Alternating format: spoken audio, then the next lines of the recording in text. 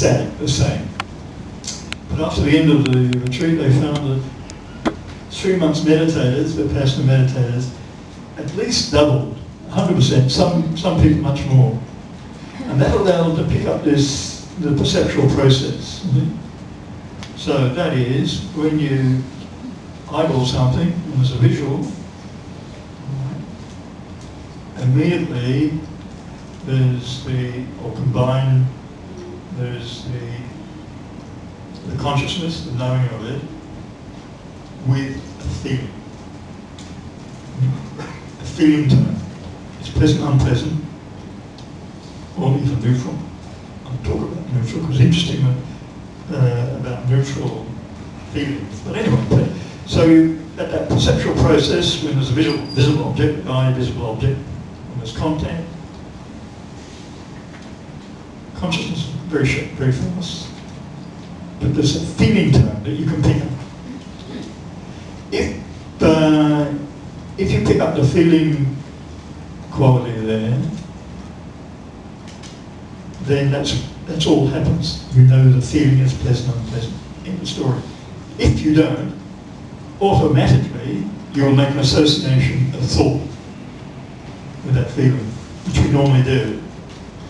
And with that thought becomes elaboration, production, and you get into the story. And off you go with the theories. On to the story then. So it's not so easy as a sort of indicated, really. So it depends on the quality of the perceptual process. And that will come in practice, in more intensive practice, surely. But in that way, you're off the hook. It's just a feeling, pleasant or unpleasant. That's it. The Buddha said you just know feelings in feelings, and that's it. But once we normally will automatically associate and get caught up into the story and elaboration, and on the mind goes, that's it, you see? So you're caught. Whereas to know the feeling as feeling, pleasant or unpleasant, is taken into condition. So liking, disliking doesn't happen. You can maintain an even keel. You will maintain equanimity in that situation. It's not withdrawing, it's not being aloof or indifferent. It's simply okay, it's equipoise. You're still engaged. So of course it requires high level of alertness, presence, activism. So we can work with feelings, pleasant feelings.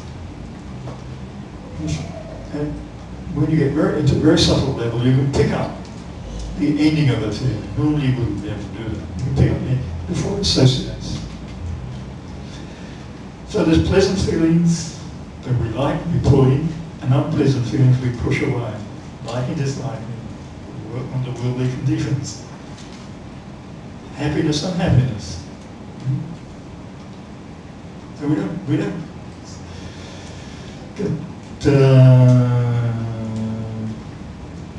caught into looking for happiness. Happiness,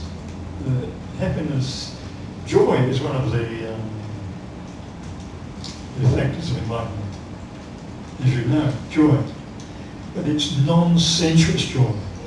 It's quite a different quality than what we perhaps normally associate with joy. This non-sensuous joy is a necessary ingredient for enlightenment. Though it's not all miserable and dry.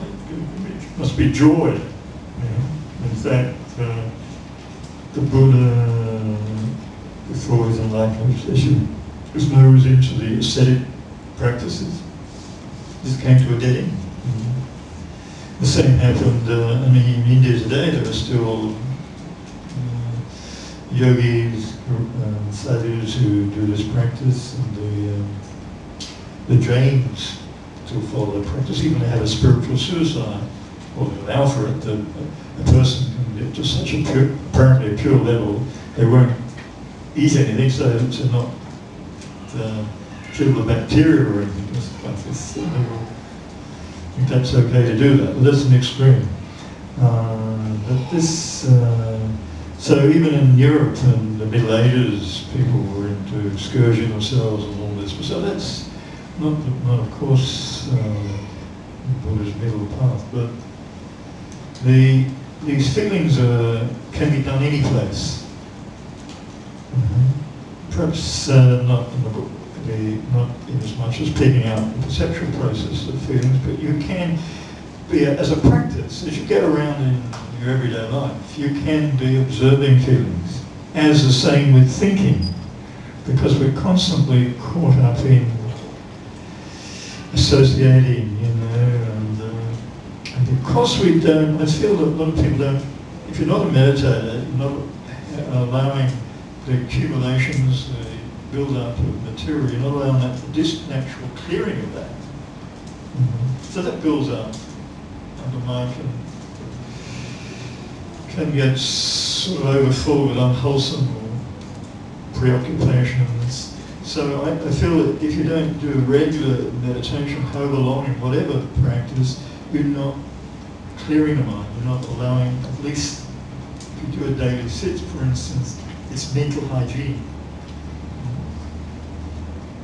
You know, thoughts will come through and you can just let them run, and they just lose their energy. So it clears the mind. So feelings are crucial in being free of the worldly conditions. But we have pleasant and unpleasant. I want to say too, there are neutral feelings. When we have neutral feelings, which is neither pleasant or unpleasant, the mind tends to space out. It loses present moment awareness. There's no strong enough pleasant or unpleasant. Unpleasant, we're aware. We're forced to attend. But with neutral feeling, the mind tends to, there's not an obvious pleasant or unpleasant, the mind tends to be not knowing,